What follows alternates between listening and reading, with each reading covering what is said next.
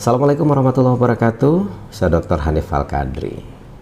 Senang sekali kembali bisa bertemu dengan Anda semua dalam mata kuliah administrasi dan supervisi pendidikan. Dan untuk kali ini kita akan bahas bidang garapan lain dari administrasi atau manajemen pendidikan. Kalau sebelumnya kita sudah lihat dan analisis bagian per bagian tentang administrasi kurikulum, hari ini kita melihat bagaimana sekolah atau satuan pendidikan atau perguruan tinggi mendesain, mengelola tentang Anda. Kenapa tentang Anda? Karena hari ini kita bahas soal peserta didik. Dan Anda adalah peserta didik. Kalau dilihat dari kata yang muncul, administrasi atau manajemen peserta didik. Administrasi adalah proses pengelolaan, proses mendesain, proses mengolah secara serius terkait berbagai sumber daya yang ada di setiap lembaga yang dikenal dengan 7M plus 1I. Ya, untuk apa? Untuk mencapai tujuan secara efektif dan efisien. Salah satu dari 7M itu adalah Anda, man-nya, manusianya. Hari ini kita bicara soal salah satu dari man-nya. Jadi 7M itu yang pertama yang menjadi pusat perhatian bukan mesinnya tapi man-nya. Man-nya itu banyak. Kalau untuk pendidikan, peserta didik adalah salah satu yang dimaksudkan untuk dikelola sedemikian rupa. Mulai dari proses hadir atau adanya Anda sebagai siswa atau mahasiswa baru sampai nanti di lahan terakhir, bagian terakhir Anda lulus dari sekolah atau perguruan tinggi itu. Nah, peserta didik apa? Atau siapa mereka? Kita berpedoman pada Undang-Undang Nomor 20 Tahun 2003. Peserta didik adalah anggota masyarakat yang berusaha mengembangkan diri dan potensi dirinya melalui proses pembelajaran yang ada, yang tersedia di tanah air ini, dimanapun tempatnya, pada jalur, jenjang, dan jenis pendidikan tertentu. SD, SMP, bahkan mulai PAUD, SD, SMP, SMA, perguruan tinggi. Jadi sesuai dengan jalur, jenjang, dan jenis pendidikannya. Jadi kalau begitu apa arti dari manajemen atau administrasi peserta didik? Satu proses pengaturan terhadap peserta didik tidak hanya dalam bentuk kegiatan-kegiatan pencatatan peserta didik. Ingat, tidak hanya dalam proses kegiatan catat atau mencatat tentang peserta didik, melainkan meliputi keseluruhan aspek yang lebih luas. Mengelola secara serius mulai dari proses penerimaan, prosesnya nanti di tengah sampai kelulusan. Anda lulus menjadi peserta didik apakah di sekolah ataupun di perguruan tinggi.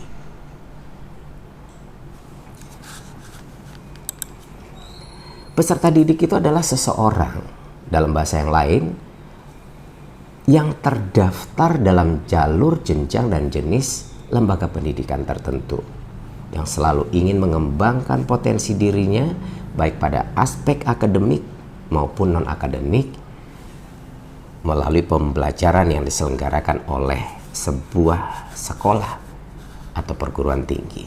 Seperti yang tadi kita bahas, bahwa yang namanya proses administrasi peserta didik itu didesain dengan serius, direncanakan sedemikian rupa, dan kegiatannya banyak. Jadi tidak hanya sekedar proses pencatatan, tetapi proses yang berkepanjangan yang butuh energi yang juga tidak sedikit. Dimulai dari proses perencanaan, penerimaan peserta didik baru. Mulai dari Anda masuk, ada orientasi peserta didik, bimbingan dan konseling, bagaimana pengaturan disiplin dan tata tertib, bagaimana pada akhirnya pengelompokan peserta didik dan tata cara menentukan kedudukan peserta didik dalam kelompoknya agar mereka bisa paham, mereka bisa mengerti, mereka tahu dan duduk di kelompok yang tepat. Bagaimana pengelompokan dan pengelolaan kelas, bagaimana pencatatan data peserta didik. Jadi pencatatan itu hanya satu bagian dari semua proses yang panjang, termasuk instrumen-instrumen yang digunakan dalam proses mencatat itu. Dan terakhir, kenaikan kelas dan kelulusan peserta didik, apalagi perguruan tinggi, sampai dia wisuda itu menjadi tanggung jawab dari lembaga yang didesain sedemikian rupa sehingga mereka lulus memang menjadi orang yang lebih potensial, yang ditunggu, diminati dan diharapkan oleh industri. Jadi mereka siap untuk naik ke level berikutnya. Kalau perguruan tinggi siap pada level pekerjaan atau dunia kerja. Kalau dia SD siap untuk naik ke level SMP, SMP siap naik ke level SMA. Secara potensial itu didesain dan disiapkan oleh lembaga satuan pendidikan atau yang dinamakan dengan sekolah atau perguruan tinggi. Dari dua fokus kegiatan administrasi peserta didik, sekarang kita lihat dulu yang pertama, yaitu dalam proses perencanaan terhadap peserta didik. Apa saja kegiatannya? Jadi ada beberapa atau banyak kegiatan yang dilakukan oleh pihak sekolah, satuan pendidikan, termasuk perguruan tinggi sebenarnya. Ada beberapa langkah dalam proses penerimaan terkait dengan perencanaan peserta didik. Yang pertama kegiatannya adalah menganalisis kebutuhan.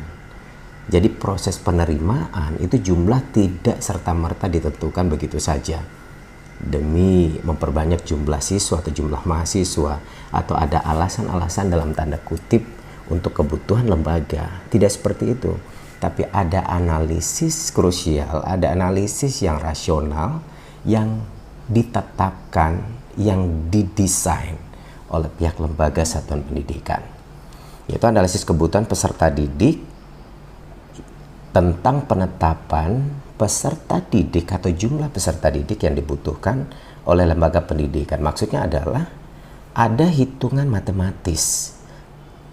Kenapa jumlah seperti itu yang diperlukan? Kenapa tidak lebih banyak? Bukannya semakin banyak mahasiswa, makin banyak peserta didik atau siswa yang diterima, semakin menguntungkan dari satu sisi buat lembaga. Tapi ternyata tidak bisa begitu saja. Ada hitungan rasional matematis. Bahkan ada rumusnya.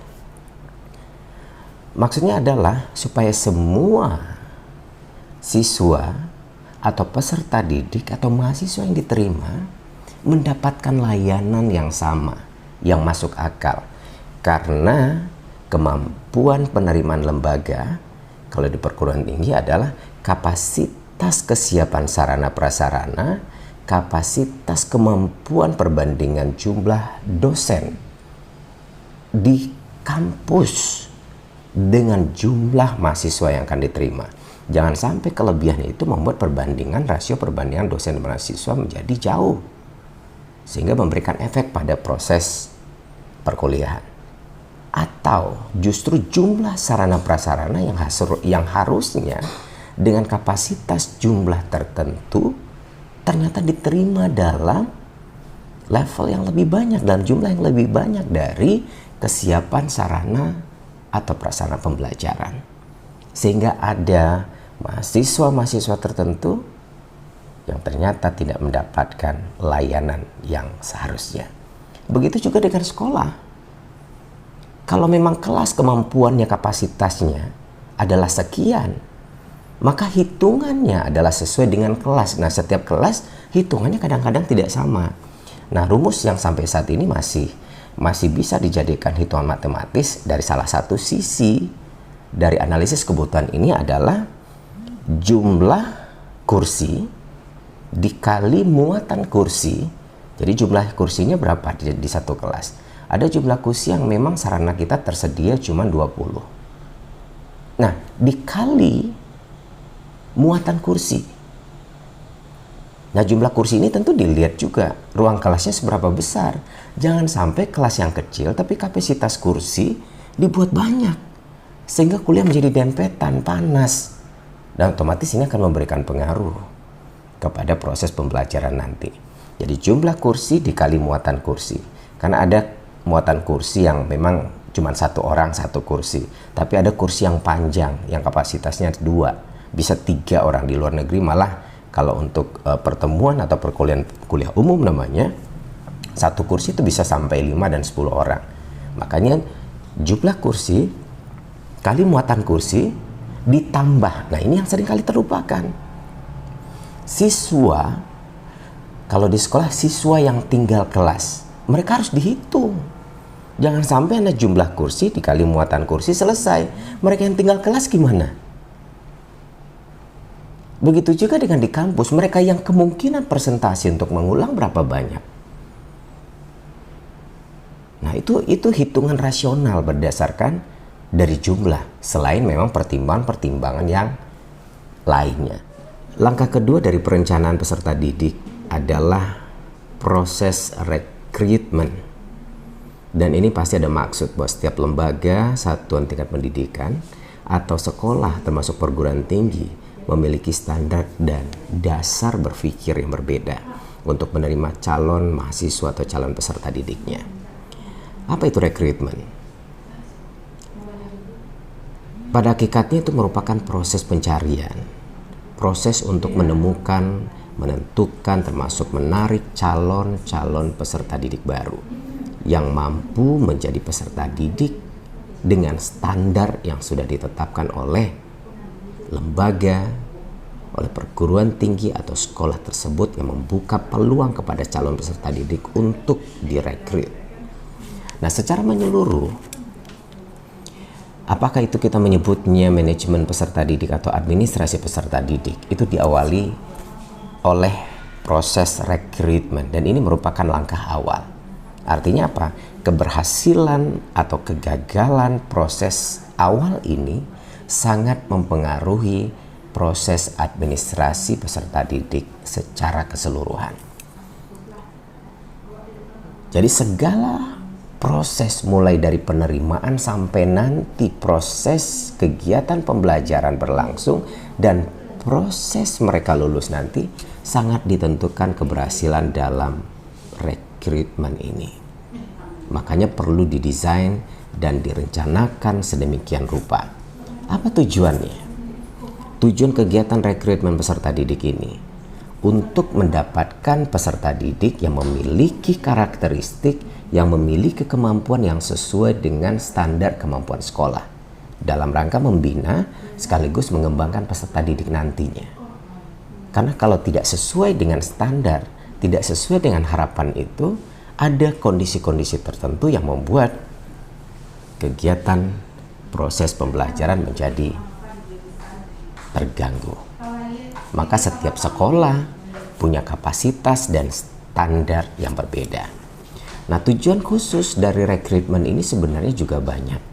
Satu diantaranya adalah untuk mendapatkan peserta didik yang memiliki karakteristik sebagaimana ditetapkan dalam syarat-syarat penerimaan siswa baru atau syarat-syarat penerimaan mahasiswa baru di lembaga tersebut. Yang kedua, dalam rangka memperoleh keadilan kepada masyarakat luas bagi calon peserta didik. Artinya adalah siapapun punya hak yang sama asal mereka memenuhi syarat sebagai calon peserta didik. Yang ketiga, meningkatkan mutu layanan pendidikan baik bagi anak maupun bagi orang tua, dan berbagai tujuan-tujuan khusus lainnya. Artinya inilah unik dan standar di setiap sekolah atau perguruan tinggi dalam rangka menentukan karakteristik apa, kemampuan apa yang ingin didapatkan dari calon-calon peserta didiknya. Perkembangan teknologi ini memberikan pengaruh dalam proses administrasi peserta didik. Perkembangan teknologi saat ini telah memunculkan banyak sekali inovasi-inovasi dan munculnya aplikasi-aplikasi baru dalam proses rekrutmen calon peserta didik. Di antaranya diberlakukannya penerimaan siswa baru atau peserta didik baru secara online. Dan penerimaan siswa baru atau PSB online ini merupakan salah satu upaya dalam rangka meningkatkan mutu. Nih, rencana awalnya adalah dalam rangka meningkatkan mutu layanan pendidikan. Dalam rangka mencapai banyak sekali tujuan-tujuan khusus.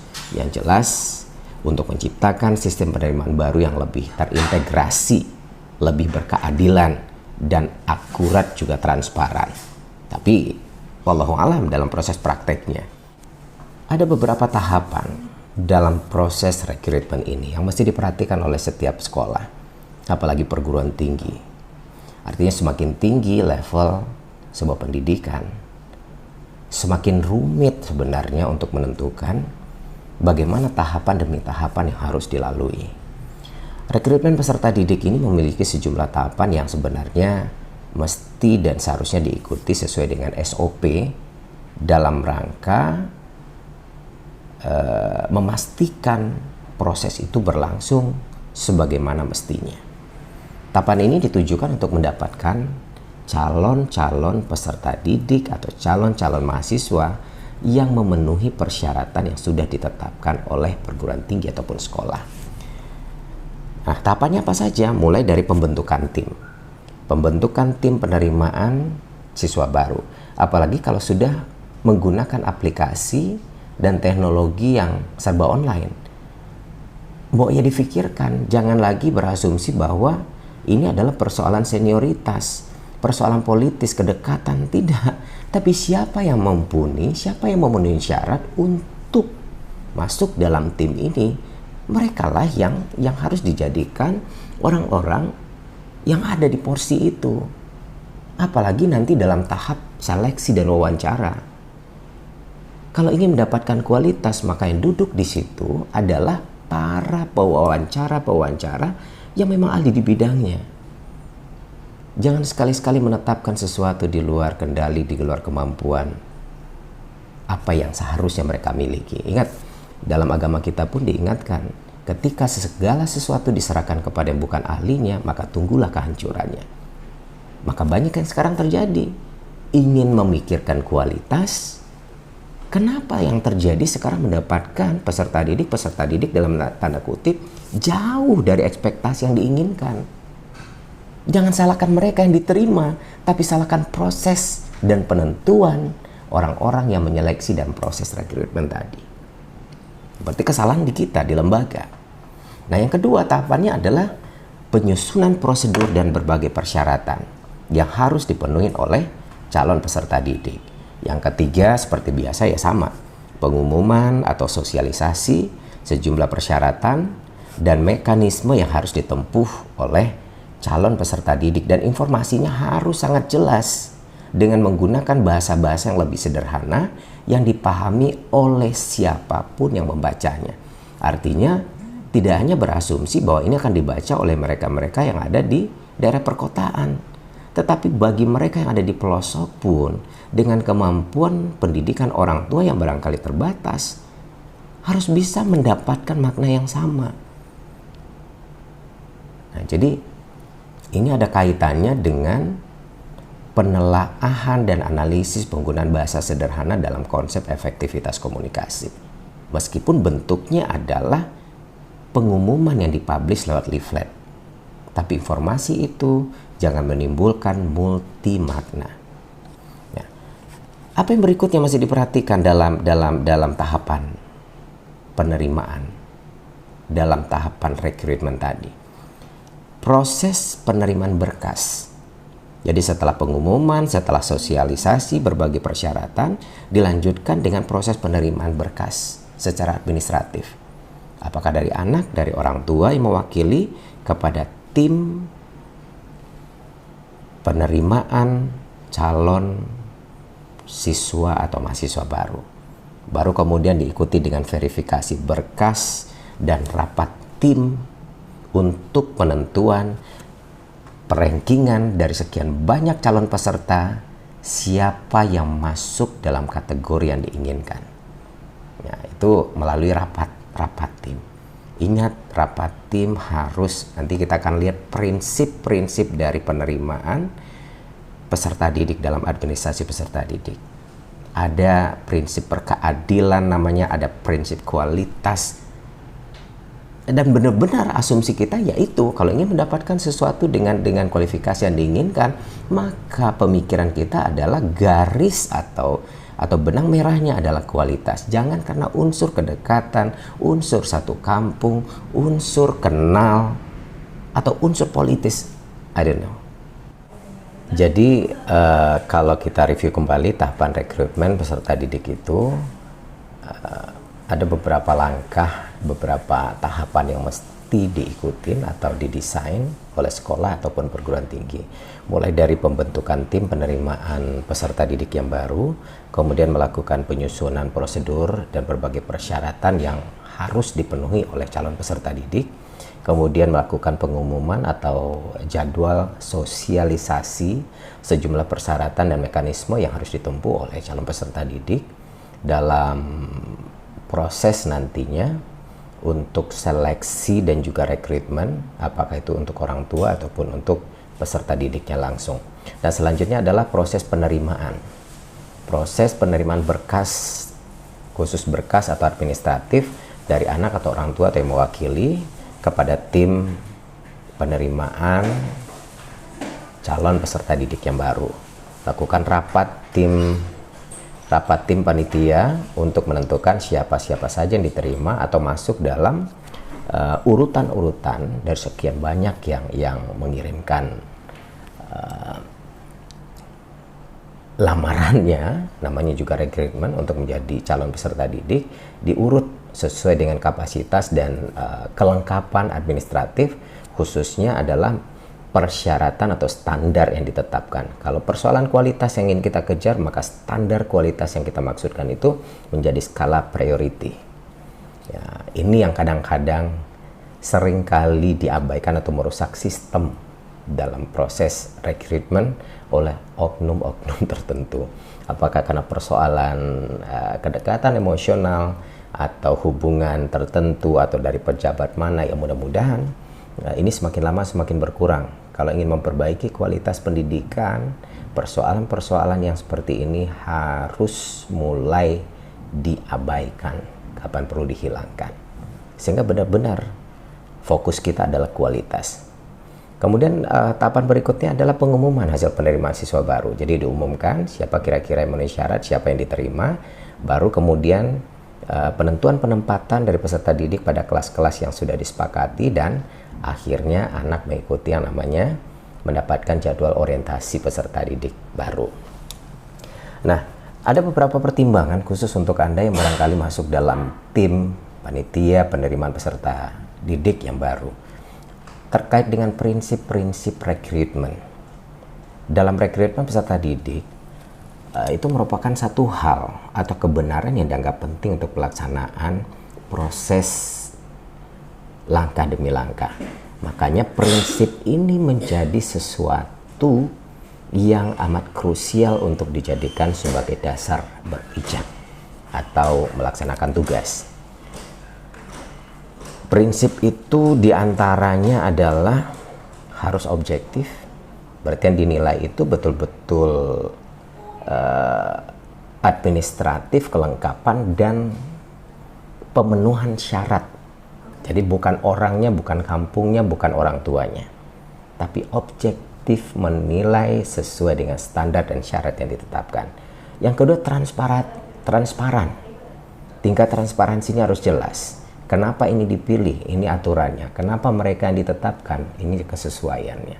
Ada akuntabilitas, pertanggungjawaban, dan tidak diskriminatif. Diskriminatif terhadap misalnya orang dari daerah sini atau hanya mengutamakan orang-orang yang berasal dari kota tertentu. Ya macam-macam. Atau ya banyak kondisi-kondisi yang mengindikasikan tingkat diskriminatif masih sangat tinggi, masih cukup tinggi dalam proses rekrutmen peserta didik di tanah air. Nah, sekarang yang jadi pertanyaan adalah ada pola baru dengan sistem zonasi. Gimana pula? Jadi kalau kita urai kembali, yang tahapan rekrutmen itu ada langkah-langkah atau tahapan-tahapan yang harus diikuti yang harus dilaksanakan oleh sekolah atau lembaga satuan pendidikan atau perguruan tinggi ketika membuka peluang untuk merekrut calon-calon peserta didik.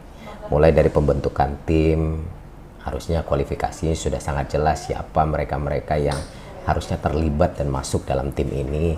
Kemudian melakukan penyusunan prosedur yang jelas yang bisa dipahami oleh siapapun yang akan menjadi calon peserta didik, termasuk persyaratan yang harus mereka penuhi sebagai calon peserta didik yang akan melamar atau merekrut supaya mereka diterima di sekolah yang bersangkutan. Kemudian membuat pengumuman.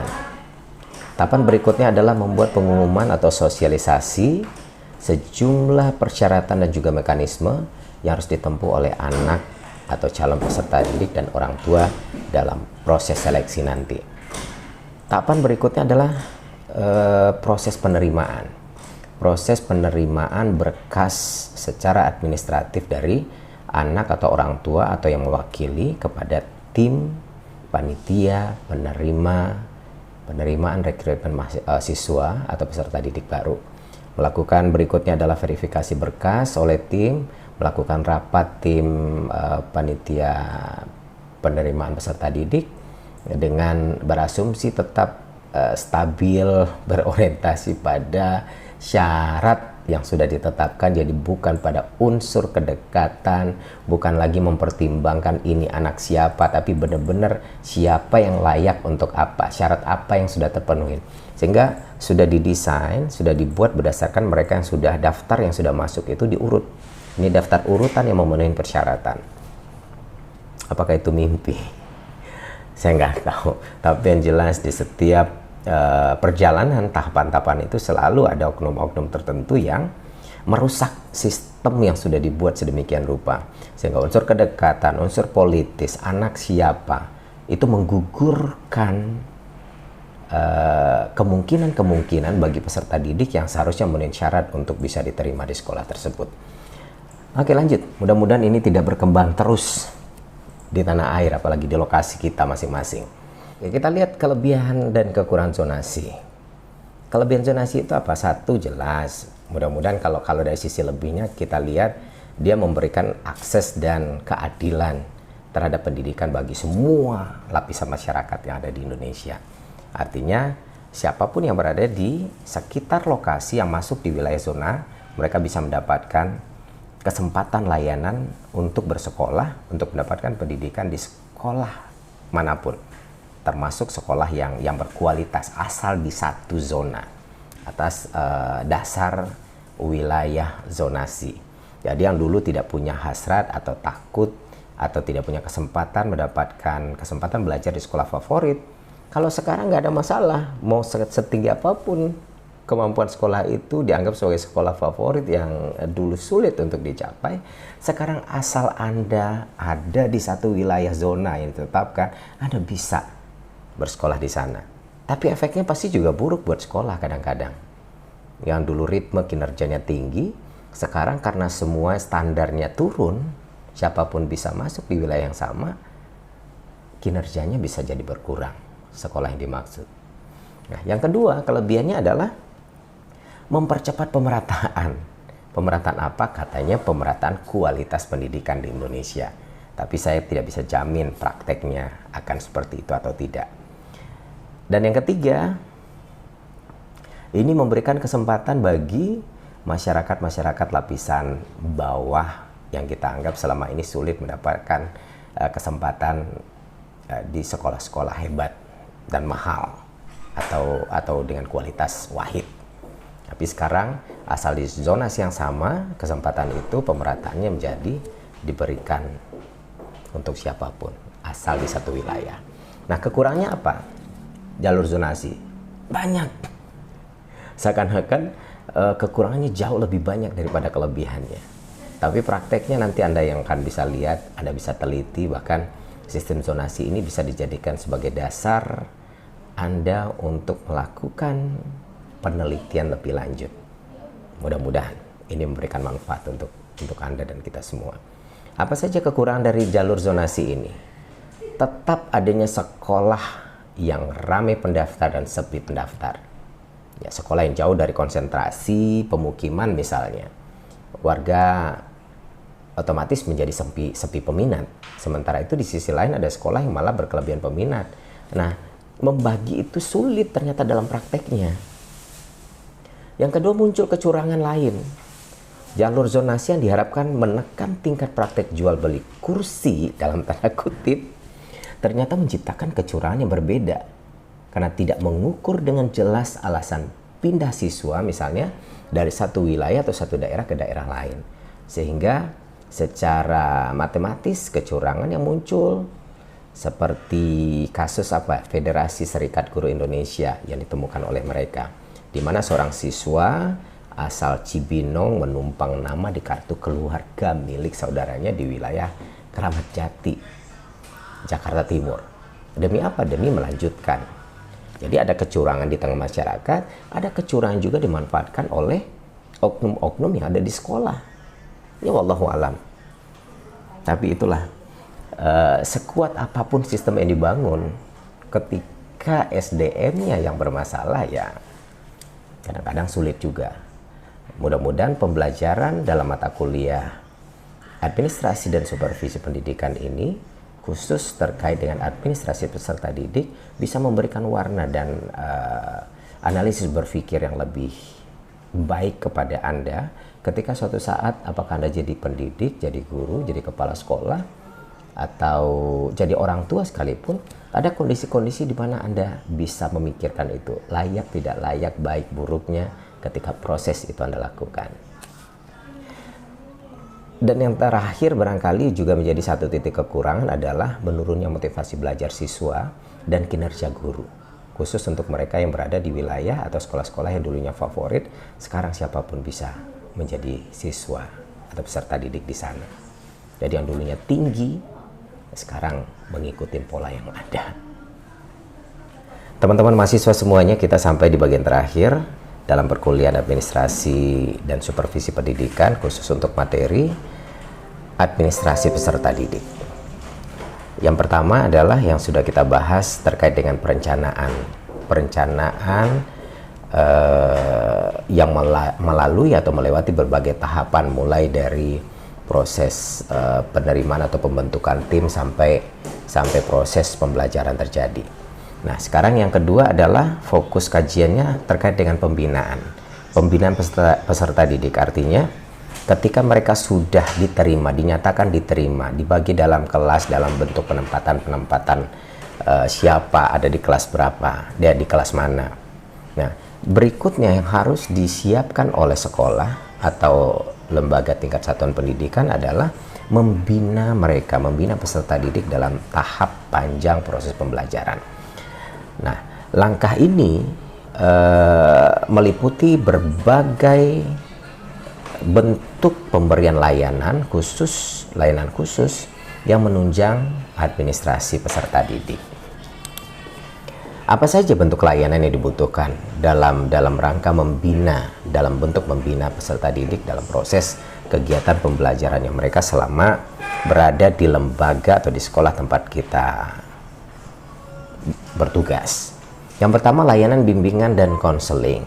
Artinya setiap sekolah seharusnya memiliki layanan bimbingan dan konseling sehingga bisa dimanfaatkan oleh anak, tidak hanya untuk mereka yang punya masalah dalam proses akademik atau proses pembelajaran, tapi buat mereka yang memang ingin mengembangkan diri, mengembangkan karir, pola berpikir untuk mencari tahu mereka itu arah minat, bakat dan segala macam terkait dengan psikologi yang pada akhirnya terkait dengan akademik itu seperti apa. Maka layanan inilah yang akan menjadi satu titik buat mereka dalam rangka membentuk kapasitas dan intensitas diri yang menjadi lebih baik.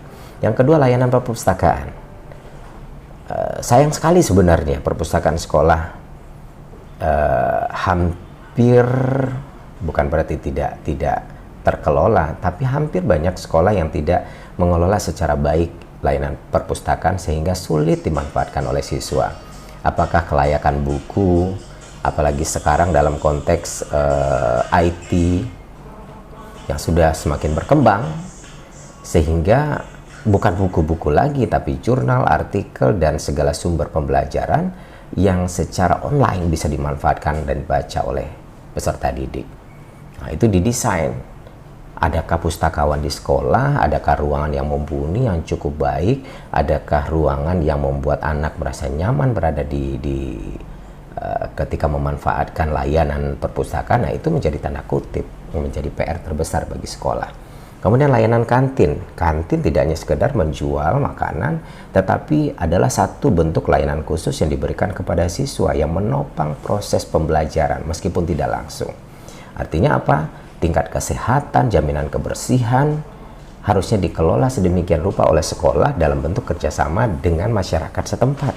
Tapi ada standar-standar yang ditetapkan oleh sekolah yang mesti dipenuhi oleh mereka-mereka, oleh masyarakat di sekitar yang ingin masuk dalam wilayah kantin tadi. Tapi pengelola utamanya tetap harus dari sekolah. Jaminan kualitas kebersihan adalah sekolah yang menentukan. Yang lain tinggal mengikuti. Sehingga dampak dan efeknya adalah untuk peserta didik. Kemudian layanan kesehatan, UKS, barangkali agak mirip-mirip juga, yang hampir tidak tersentuh. Ruang UKS yang hanya dijadikan sebagai tempat